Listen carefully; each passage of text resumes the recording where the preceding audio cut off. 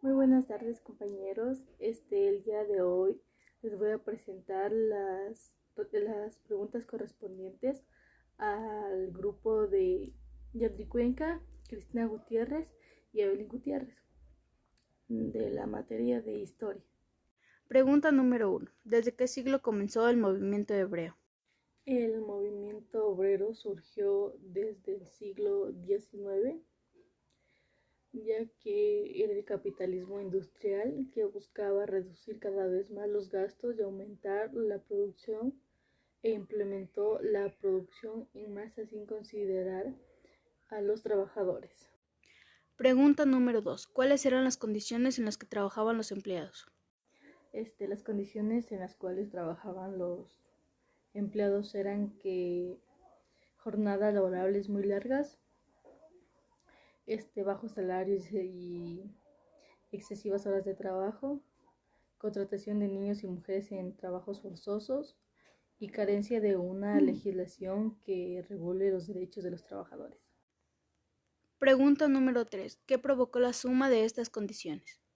Esto provocó la indignación y la rebelión de varios sectores sociales a partir del siglo XIX y especialmente en las mujeres. Pregunta número 4. ¿Qué ocurrió en el año 1889? Lo que podemos decir del 1889 es que la propiedad privada en la Segunda Internacional estableció el dominio de los varones en la sociedad, movimiento obrero, tal y monarquista, ya que esa solución permaneció intacta a lo largo de la historia. En 1889 se estableció la Pregunta número 5. ¿Qué se puede decir del feminismo y qué estableció la propiedad privada?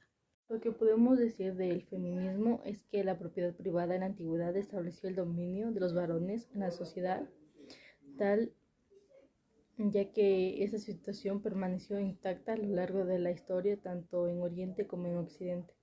Pregunta número 6. ¿Qué movimiento tuvo el sufragista? El movimiento sufragista tuvo mayor fuerza y persecución en Estados Unidos e Inglaterra. En el primero la lucha fue el derecho al sufragio, estuvo asociado al abolicionismo. En 1848 se realizó en Seneca Falls el primer congreso para reclamar los derechos civiles de las mujeres. Pregunta número 7. ¿Qué es el indigenismo? El indigenismo es un movimiento político, social y cultural que busca el valor de los pueblos y nacionalidades indígenas en el contexto de la discriminación y etnocentrismo, sufrido desde la época de la colonia hasta su exclusión del desarrollo de los estados modernos latinoamericanos. Pregunta número 8. ¿Qué rol ha tenido la mujer indígena? El rol importante de la mujer indígena fue que pidió sus derechos, ya que se modernizó Latinoamérica y dejaron a un lado los derechos de la mujer indígena.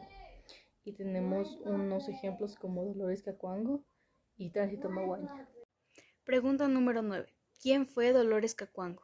Dolores Cacuango fue una mujer de lucha que dejó grandes legados sociales para la vida ecuatoriana. Dolores fue una hija de padres indígenas que trabajaban como gañares y peones de la hacienda de San Pablo Urco, en Cayambe. Nació en 1881 y vivió su niñez en dicho lugar, y desde muy pequeña realizaba trabajos en la hacienda y en actividades domésticas. Pregunta número 10. ¿Cuál fue la participación de Tránsito Maguaña? La participación de Tránsito Maguaña fue la huelga de trabajadores agrícolas en Olmedo, con Dolores Cacuango. Participó en la Federación Ecuatoriana de Indios en 1944. Fue una de las impulsadoras de las escuelas campesinas, en las que se enseñó por primera vez en quichua dentro de un PEPSUM establecido. Pregunta número 11. ¿Por qué fue reconocido Rigoberto Menchú? Rigoberta Menchú fue reconocido por su lucha en favor de los indígenas de Guatemala. Nació en 1959 y tiene ascendencia maya. Desde niña trabajó en actividades agrícolas. A la edad de 16 años vio la muerte de su hermano a manos de los terratenientes en donde trabajaba. Y así fue como inició la vida política de esta mujer que luchó por los derechos de su pueblo. Pregunta número 12. ¿De dónde surgió la idea de proteger al medio ambiente?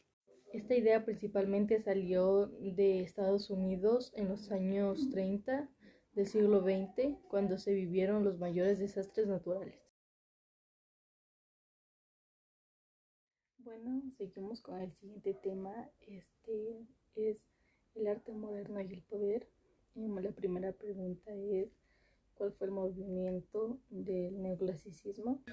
Así, el neoclasicismo fue el movimiento estético nacido por la influencia de la Ilustración, la Revolución Francesa y la Revolución Industrial. La segunda pregunta es, ¿cuáles son los principios del arte neoclásico? Los principios del arte neoclásico son: asignó a la pintura un valor didáctico que exigía el conocimiento de las fuentes clásicas. Vieron el arte antiguo como modelo de virtud y perfección. Ese nuevo estilo fue llamado verdadero estilo. El término neoclásico fue asignado de forma despectiva por las corrientes posteriores para destacar su falta de originalidad. Las obras neoclásicas están cargadas de racionalismo, por eso representa temas que se pueden entender racionalmente, rechazan los dogmas y tradiciones. Prevalecen los temas que tengan para ver en la igualdad, la fraternidad y la libertad. La tercera pregunta es, ¿qué puede decir sobre el romanticismo? El romanticismo se desarrolló en el siglo XIX después de Cristo. La cuarta pregunta es, ¿qué reflejó el arte? El arte también reflejó este conflicto ideológico de clases entre el poder económico burgués y el proletariado. La cuarta pregunta es, ¿en qué siglo se desarrolló el romanticismo?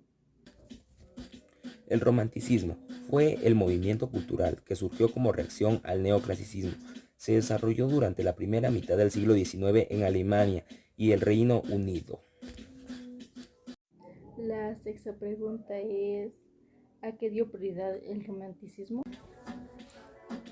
En contradicción con el neoclasicismo, racionalismo, el romanticismo dio prioridad a la fantasía y a los sentimientos, alejándose así de los estereotipos de la Ilustración.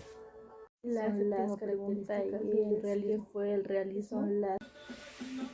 El realismo fue una reacción frente al romanticismo.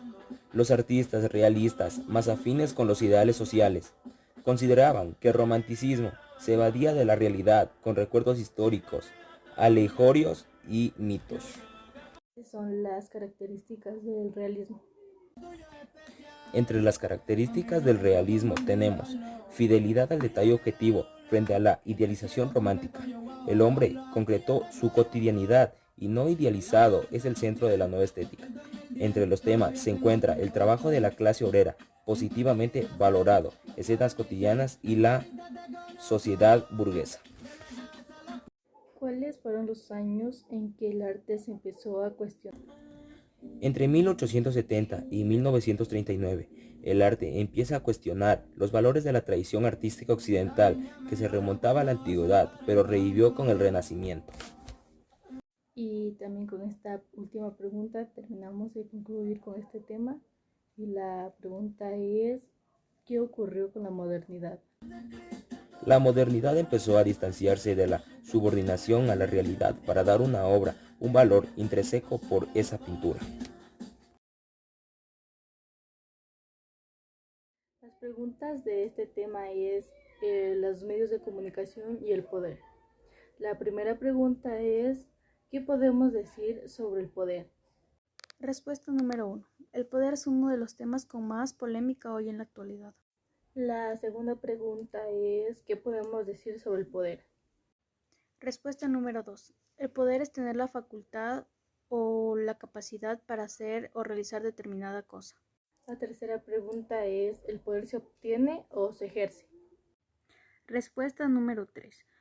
El poder se ejerce, no se tiene, ya que lo que se tiene o se posee son los recursos con los que alguien espera lograr más que otro.